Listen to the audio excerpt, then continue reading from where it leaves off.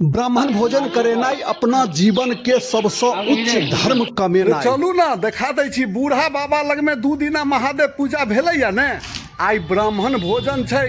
चलू केते नीक दृश्य छै से देखा दै छी। चलू ना, यह सब तो गांव घर के हाल चाल छै, आर कथी देखाबू तो देख लियो कनी अपना नजर से।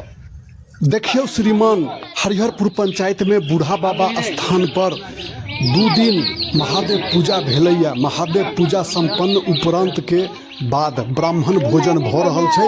ब्राह्मण देवता सब भोजन क रहल छथिन। ब्राह्मण देवता जहन तृप्त भ जेथिन तो बुझियो ई धरती शुद्ध भ गेलै। कन्या सब सेहो भोजन क रहल छथिन। तो छैहे कोनो कार्यक्रम के अंत में जो ब्राह्मण भोजन भ गेलै तो ओ कार्यक्रम कुशल समापन भेलै, सब तरह से नीक भ गेलै। बस मिथिला के यह विचार छै, व्यवहार छै। आ मिथिला के की संसार में सबसे उच्च ब्राह्मण भोजन के दर्जा देल गेलैया। ई कहो कहाबो वाला बात नहीं छै। तो धन्यवाद। हम ललित नारायण।